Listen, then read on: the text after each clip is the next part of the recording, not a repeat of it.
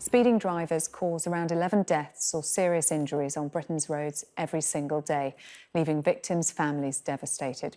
My next guest, Caroline Kirsopp, lost her daughter Anna and unborn grandson Oscar when their car was struck by a dangerous driver in 2018. This footage shows the driver hitting estimated speeds of more than 130 miles per hour moments before the crash. Anna, who was 38 weeks pregnant, was driving to her final antenatal appointment. And Anna's mother, Caroline, joins me now. Hello to you, Caroline. Thank you very much indeed for talking to us. So it was the 18th of December 2018. I think I'm right in saying it was your 60th birthday. Anna was attending her final antenatal appointment. It should have been a day of huge joy for all of you. And as we saw from that footage there, the very worst happened. Just talk us through it. Yes, that day was my 60th birthday, and we had, as a family, spent the previous weekend, the 18th of December that year was a Tuesday, and we spent the weekend celebrating my birthday. Both my daughters and their families had come to visit, and we did lots of things together to celebrate not only my 60th birthday, but the anticipated arrival of Oscar was very much on our minds. And we had so much fun that weekend, celebrating and thinking about the future and what the future would bring and the positive impact of another child within the family.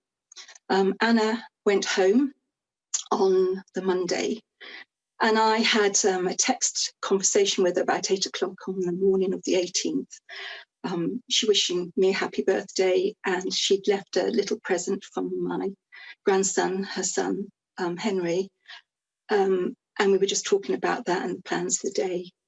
My husband and I, Anna's father, David, we went out for the day. We had a wonderful day, went out for a beautiful lunch. I did some shopping. I bought her some toiletries, handmade toiletries. And I remember having a conversation with the shop assistant saying, you know, these were for my daughter who was just about to have a baby, and I wanted her to have a treat so she could feel special after the birth. And it was also going to be her 35th birthday on the 7th of January, and we were looking forward to Christmas and had plans. We then, after lunch and after that bit of shopping, we went to the Eden Project, and I remember sitting in the biome with a hot chocolate, listening to a string quartet, playing Christmas carols. And actually I said to my husband, this is absolutely perfect. This was a perfect weekend, and the future had so much to hold. And when we arrived home later that evening, the police were waiting for us. The last thing I absolutely expected was for the police officer to tell me that Anna was dead. It was just so surreal. It just didn't feel real. I just couldn't take it in. I remember phoning my son-in-law, who was absolutely desperate, so much pain and shock.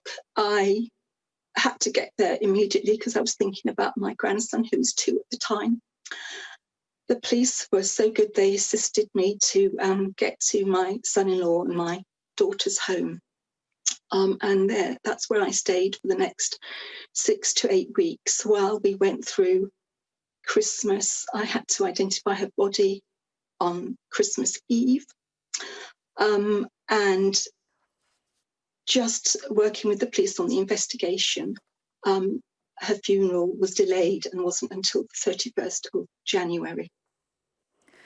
We saw, Caroline, incredibly shocking footage in the introduction to this interview, taken from a dash cam of a lorry that showed the driver of the vehicle that hit Anna travelling at estimated speeds of 130 miles an hour. And by the time he hit Anna's car, travelling at more than 100 miles per hour.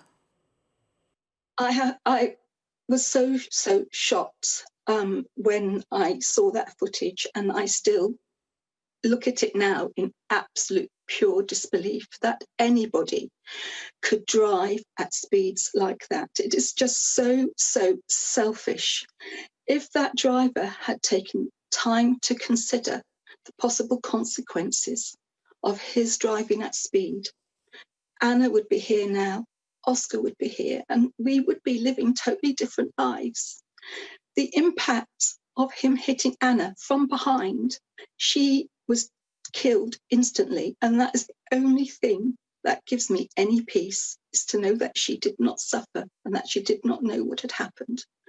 But when he hit her, the force of his vehicle hitting, going into the back of her car, Constantina, the car just squashed it. The car was pushed into a ditch, but the impact was so huge, her seatbelt mechanism was broken in 3 places, and she was then catapulted from the vehicle.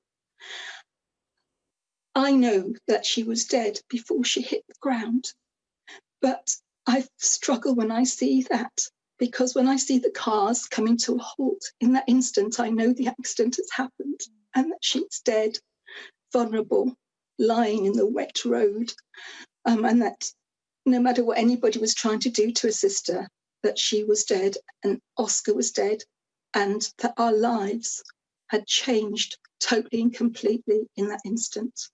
Yeah, I mean, Oscar, go on, yes. I was going to say the actions of that driver have torn your family apart, left you grieving your daughter, Anna's husband, widowed, and her son Henry, who was, as you say, 2 at the time. And how is he now?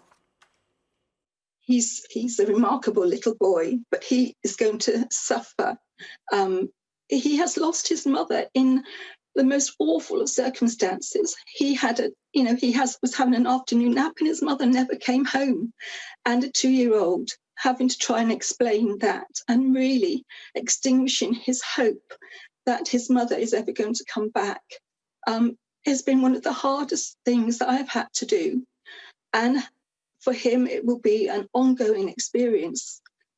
As he develops and his understanding develops, he will need to go through what has happened time and time again to reprocess it, to understand it, to know what happened to his mother. And that is really, really tough.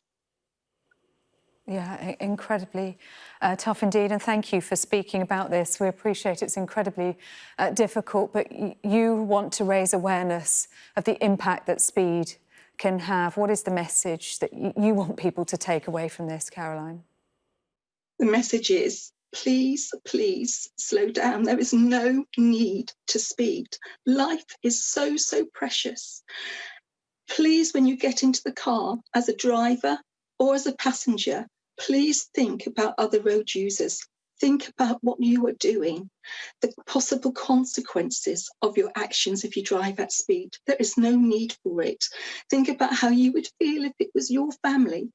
I can tell you that I, at times, considered, because my children, Anna and my other daughter, would have to drive for work to visit us family, and I would be worried that something would have happened to them. What I can tell you is my anticipation, my concern that something might have happened to them does not even begin to touch the reality of when I was told that my daughter was dead and my grandson was dead and killed by a vehicle that was doing in excess of 100 miles an hour. They didn't stand a chance. No, both Anna and Oscar, your unborn grandson. Break, the charity that you've been working with on this campaign, have released a survey talking to people about speeding. 1 in 3 25 to 34-year-old drivers say they've driven above 100 miles per hour. In the case of this, actually, it wasn't a young driver that hit Anna at all, was it? No, in this case, the driver was 62 years of age. And interestingly enough, when the police officer came to tell me that Anna had been killed, and that there was another vehicle that had been driving at speed, my first thoughts were that it was a younger person. And I was totally shocked when I discovered that it was someone my age, 62. but it's not about the age. It's about being responsible when you're behind the wheel of a car. The road markings, speed limits are there. They're there for a purpose. They're there to support the driver and other road users, to make everybody safe. And all I can say is, please, please, adhere to them, look at them, take note of them. Speed does kill. Caroline Kirsopp, thank you very much indeed. Incredibly brave of you to speak to us today, and a really, really powerful message there from Caroline to drive safely and carefully and think of others. Caroline, thank you.